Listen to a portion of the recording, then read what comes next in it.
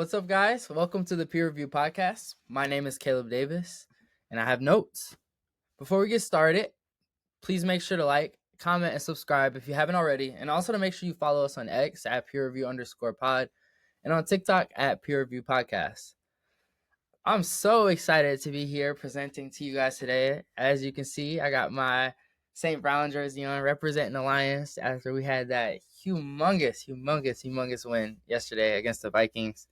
I'm going to touch about that a little bit later in the show. But yeah, I have a couple exciting topics for you guys today. And I also wanted to throw in that I kind of tweaked the intro a little bit. So let me know what you guys think. You already saw that in the beginning. But yeah, leave a comment. Let me know what you guys are thinking. But for our topics today, I have two games that I'm going to cover. So the Thunder versus Celtics and the Lakers versus Rockets. I'm just going to break down my thoughts and kind of the perspective from both teams, kind of how the winning team won and how the losing team lost. And then I'm going to talk a little bit about some news that just came out today, which was the Suns electing to move Bradley Beal and Yusuf Nurkic to the bench, and kind of my thoughts around that. And I guess my thoughts just on their season as a whole so far, which hasn't been very, I guess you could say, productive by what they were trying to achieve. And then I'm going to finish off the show just talking about the Lions a little bit and how they clinched the number one seed in the NFC North, which was just an amazing feat for them. But to start things off, the Thunder versus Celtics was just, I like to call it a battle of two juggernauts. It's because you have the top dog in the West versus the defending champs in the East. The final score for the game was 92-105 for the Thunder.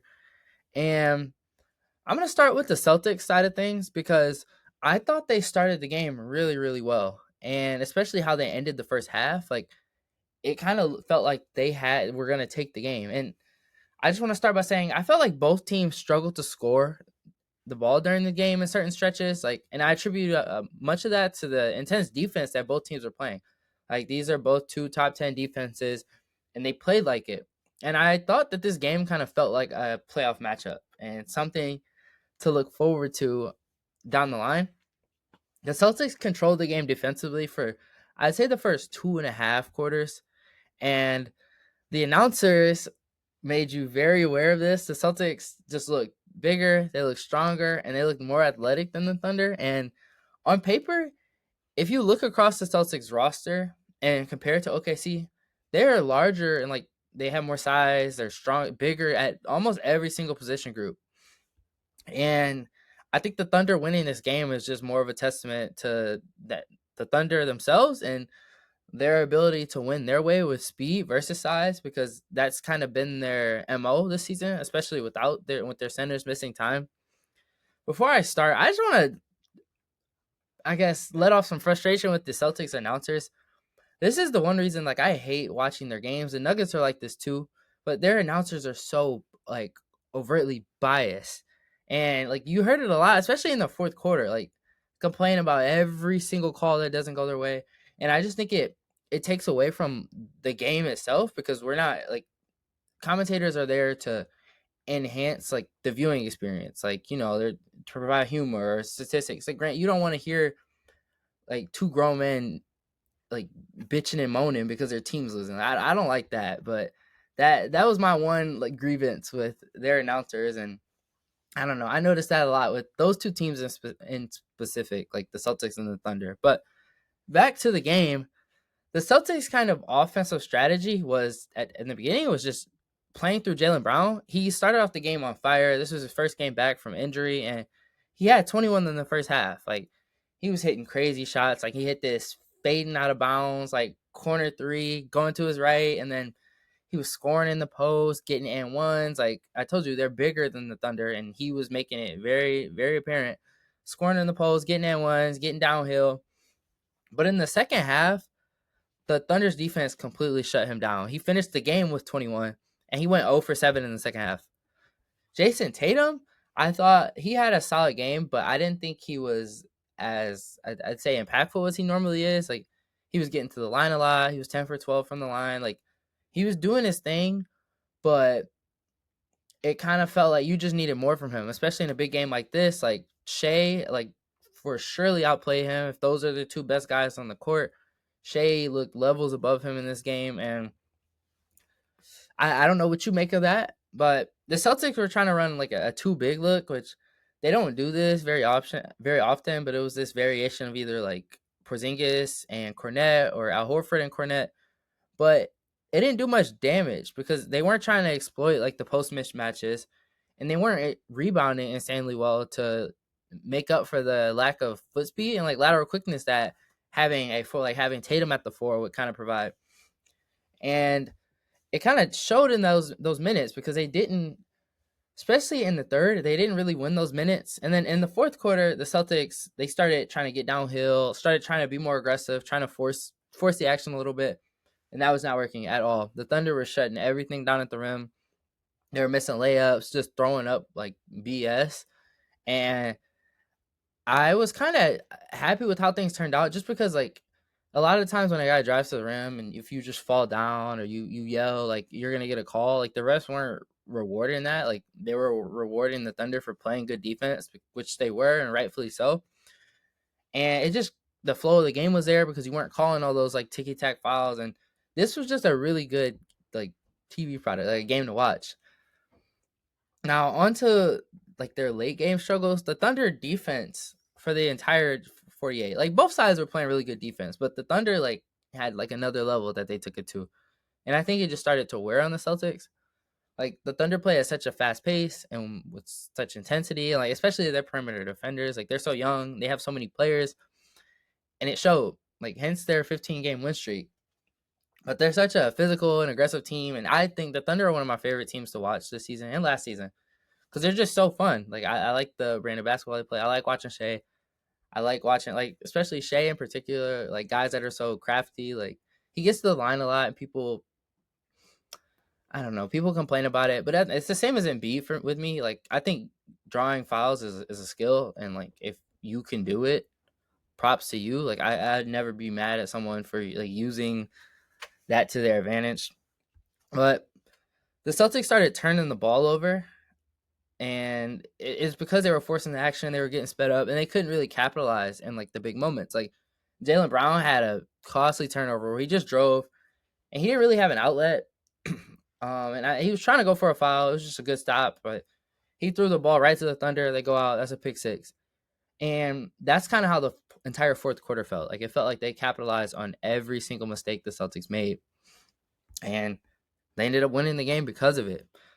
Now onto the Thunder side, the Thunder went back and forth with the Celtics all the way up until the fourth quarter, where they outscored the Celtics 29-12. And while the Celtics did a lot of their work tonight in the paint and at the free throw line, the Thunder won the game from getting out in transition. Like I said, they have a lot more youth, athleticism. They have guys that like to run. That's how they play. They're a fast-paced team. They had the fast break points in this game. The Thunder had 13 to the Celtics 3. And the Thunder also had 22 points off of the Celtics' 16 turnovers, while the Celtics had 11, and they couldn't really capitalize off almost equal amount, 15 turnovers from the Thunder. So I think that was a little indicative of their defense, and I'm going to touch on this a little bit more later, so I'm not going to spoil things. But as far as like offensive struggles and then recovery, I thought Shea had an MVP performance. Like he had 33 points, 11 rebounds, 6 assists, 3 steals, and 2 blocks. Like that, filling up the stat sheet. And he was just doing his thing. He went cold in the third quarter a little bit, but he got it together in the fourth, and he helped propel them to the win. He had this big block, and you'll see it all over social media, with this big like chase down block on Tatum where he pinned it. They got the rebound. He comes down himself and then throws this lob to Isaiah Hartenstein. He gets like a poster over Derek White. Like that's a highlight you're gonna see all year. And in the moment, like watching that, it was like, what did I just watch? It was crazy. But I thought Lou Dort was the big factor in the run that the Thunder went on, because he was having a rough night shooting from three. He was like 0 for 5 from 3 at one point, like 0 for 7 from the field. And then he hit this 3 finally. Like he was wide open, he hit a 3. Crowd goes crazy, and like you could see like in him, it's like a relief. Like you're missing shots all night, you finally hit a shot, especially in a big moment like that. Like guys keep trusting you. It was exciting. I was happy for it. I was happy for like how the game was turning out, because things were starting to pick up a little bit. But from there, the Thunder just went on a run, and Dort, I think he hit 4 threes in the fourth, like alone. Like he started doing his thing, and it had a trickle down effect. Like everybody started hitting shots in that fourth quarter. Now, as far as defensive adjustments, the Thunder just locked down defensively. They were like applying more pressure to the ball, forcing turnovers. But the one thing they weren't doing was offering help, like on the Celtics drives, things like that. Like they weren't leaving shooters, and that's kind of been the blueprint for slowing down the Celtics, making them score in isolation and play 1-on-1, because it usually throws them out of rhythm and they start to take bad shots, especially bad threes, and it kind of just reverts them back to their old bad habits, like when they go up against my Heat and get beat, because you can kind of bog down their offense and it messes with them, and they just revert back to bad habits. Like that's as simple as you could put it. But the Thunder did amazing, like in transition defense tonight. Like I mentioned earlier, the points off turnovers were 22-11, and I think that discrepancy was one of the big reasons, like why the Thunder ended up winning this game. They always get back on defense. Their transition defense is like as soon as the shot goes up, they're all sprinting back, and you like watching the game, you can just tell, like you can see guys are hustling, like they always go for tips off offensive rebounds, and the Celtics do it too, but the Thunder just like they just made it happen more. Like it feels like everyone does. For the Celtics, it felt like Derek White will crash, Drew Holiday. For the Thunder, it's everyone. Like it's a collective. And they threw out this small ball lineup with, and I thought it was a little weird, but it worked with Dort kind of playing center. He was guarding Porzingis, and it really helped with like their speed advantage, because you have five pretty much guards out there, I mean, guard, wing hybrids, or whatever. But they were just so fast. And shout out Dort. One more play, and then I'm gonna wrap this up. But he had this steal where he just ran up to Derek White, like standing like near half court, and he just ripped the ball away from him, and Derek White like fell over all dramatic. And I thought they were gonna call a foul, because a guy falls, like you see contact, they let it go. He comes down, he dunks it, and then the crowd just goes crazy, and the game kind of fell over from there. But it was just, that was a very, very exciting game, and kind of confused why it wasn't on national television, but that's neither here nor there. Now, for the Lakers versus Rockets, I think this game was like a testament of like youth versus experience, because you got the young Rockets beating up on the experienced Lakers, and I don't know why I put quotation. They are experienced, but I use experience as like an older team. But for the game context, I'm gonna start with the Lakers side of things. This was kind of the Lakers' first big test against a strong Western Conference team since they acquired Dorian Finney-Smith, and it's a little frustrating as a fan, because it feels like, and you're not gonna win every game. I get it, but it feels like whenever they have an opportunity to build momentum, because like this game would have put them on, I believe, a 3-game winning streak. Then they have the Mavs with no Luka and Kyrie, and then they have like the Hornets. Like that's a easy stretch where you can rip off like 5 wins, move up in the standings. But you come out with a slow start. Anthony Davis and LeBron James especially, they came out flat and lethargic in the first quarter. And like this is something you can withstand when it's just one of them that comes out like this, because the other guy and the rest of the team usually can pick up the slack. But when both of them come out like just not really caring, not really like it shows, and the Lakers always end up down and then trying to fight back. Like especially in that first quarter and the second two, but they started to tighten up. They just weren't closing out the shooters. Like 50-50 balls, the Rockets got every single one. And then the rebounds, like there would be time, like there'd be a rebound, LeBron could grab it, he'd just be standing there, he'd let like Amen Thompson come in and get an offensive rebound. Like that's not all on him, like they have to box out, but like there was some stuff that was in their control, like to close out the quarter. Like Anthony Davis just decides not to close out. I don't know if it was Cam Whitmore. I don't know who it was, but just let him shoot a wide open three, and he made it. And it's just stuff like that. It's like why not close out? Like the quarter's ending. Like don't just give up a wide open shot. Like you got to close quarters. But that resulted in the Rockets closing the first quarter on a 21-5 run. So that put the Lakers in a deep hole. And again, it just continues to be a recurring issue for them. Now, the second half is where things really started to turn around. like AD and LeBron, especially AD started to turn around towards the end of the second, but they both started to dominate as scorers.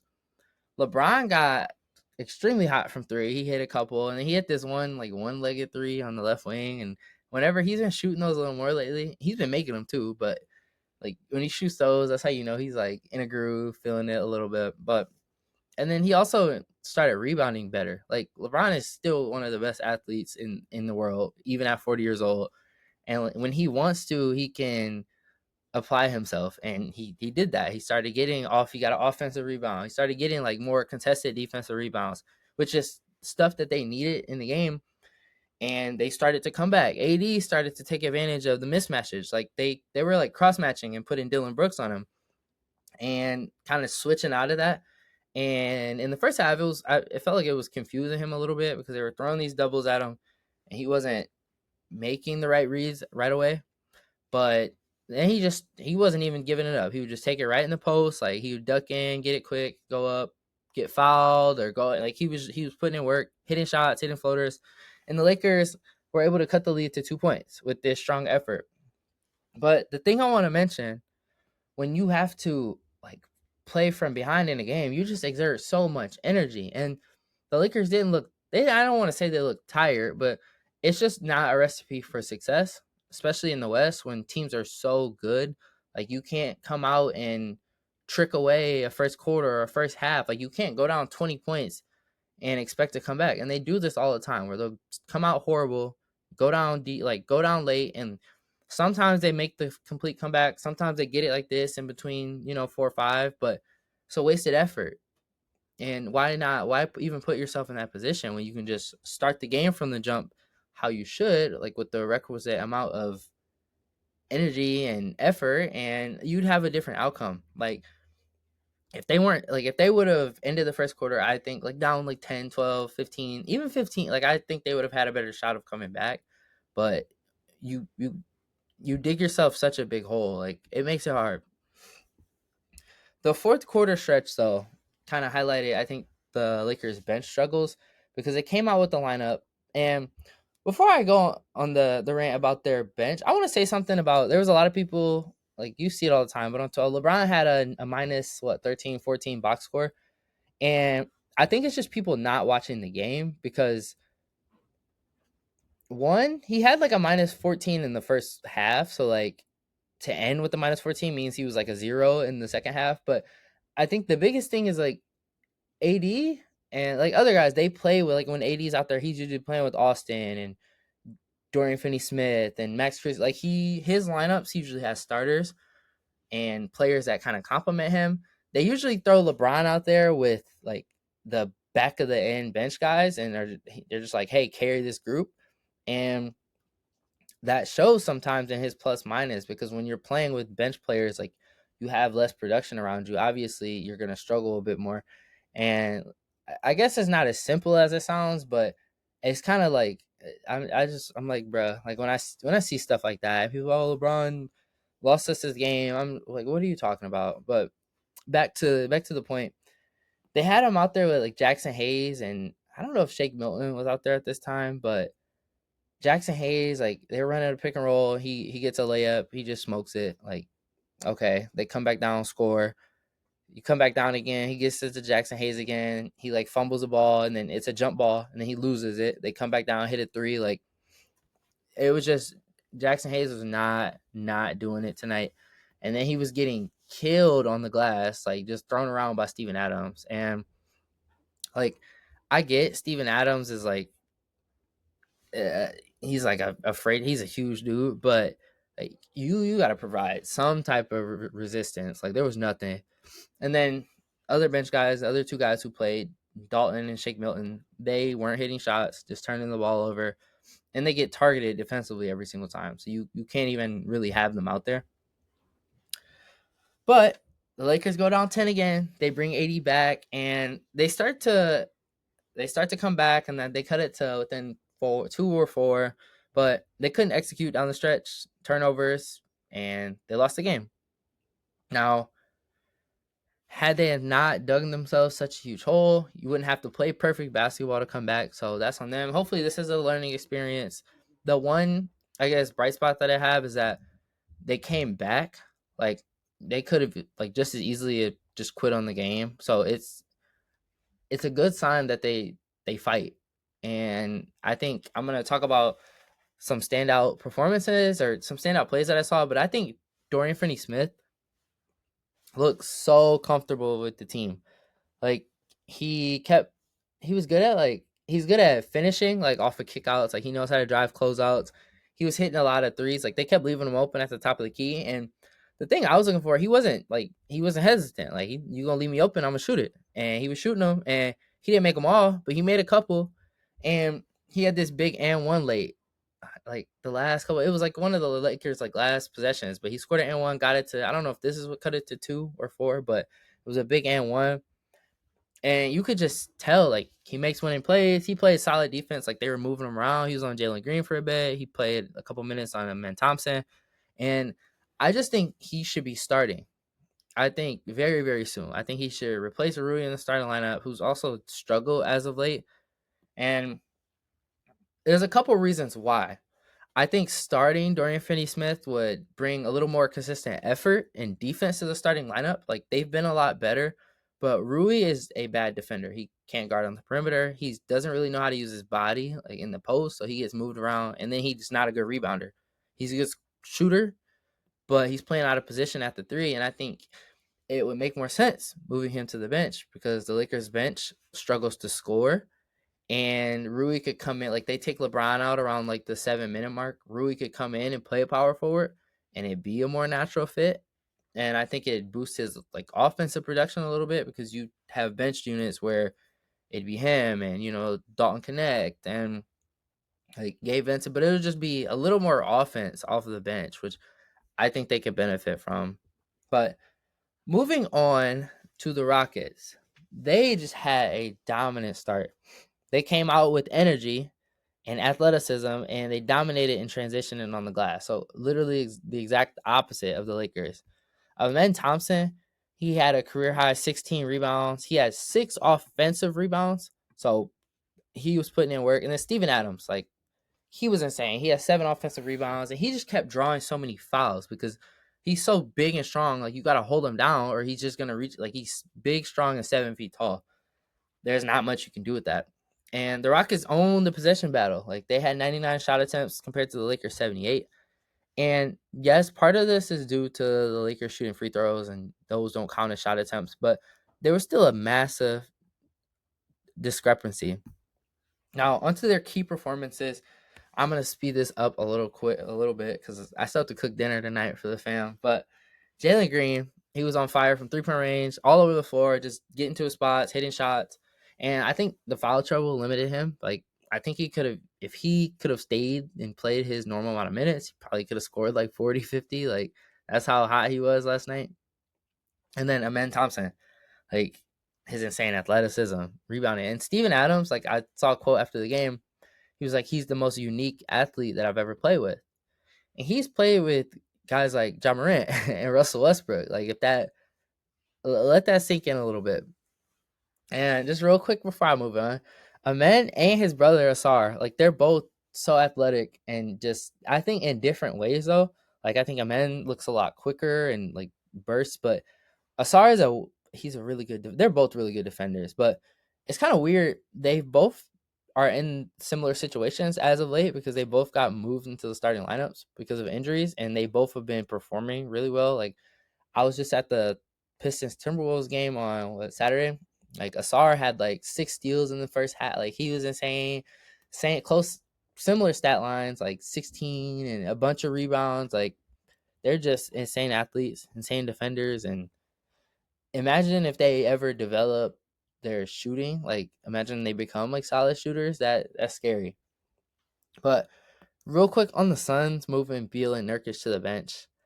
Bradley Beal has been their worst on off guy like this season on both sides of the ball. So and he's been really, really bad on defense as of late. And Nurkic doesn't help at all. So I get the idea of, moving him to the bench, bringing in more scoring, slotting everybody better because you had like Bradley Beal or D Book at times playing like small forward. Like it makes you small too. Now you can have Tyus Jones starting at the 1, Devin Booker, KD at the 4, and then whoever else they decide at the 3-5. The only other center they can really go with, though, is Mason Plumlee. And this is kind of where I scratch my head a little bit because I don't think he's that much of an upgrade.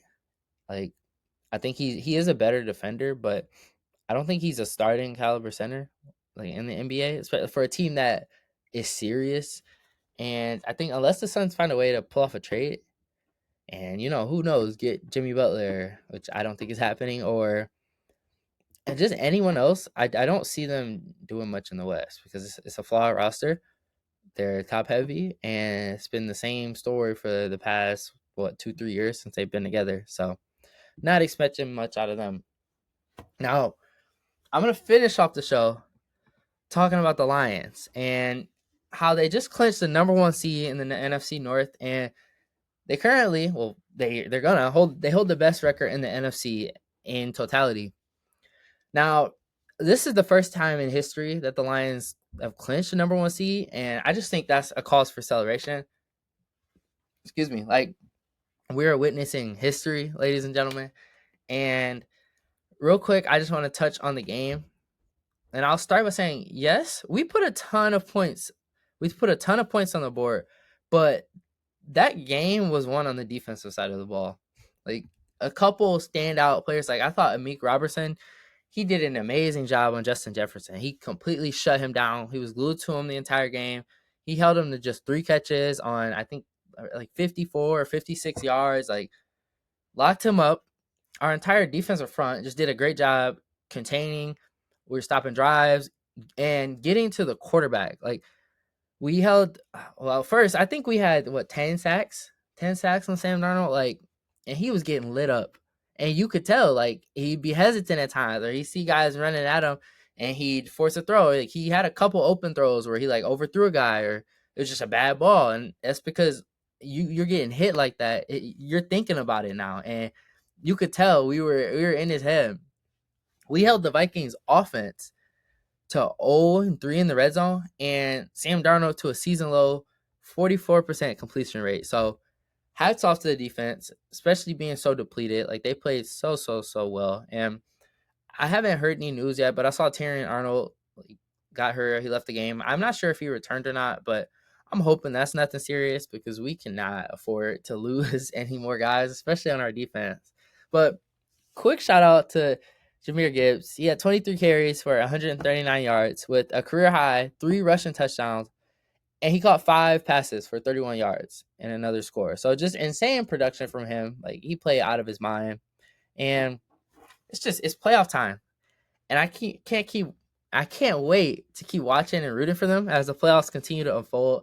And I'm not gonna make any bold predictions right now. Like I'm gonna remain humble, knock on wood. And I don't want to be the guy that jinxes us, but I'm just excited for this team as the playoff season continues to progress. And just some background information for you guys, if you weren't aware, the Lions are gonna play the lowest remaining seed in the second round because we got that bye week in the first round because we clinched the number 1 seed.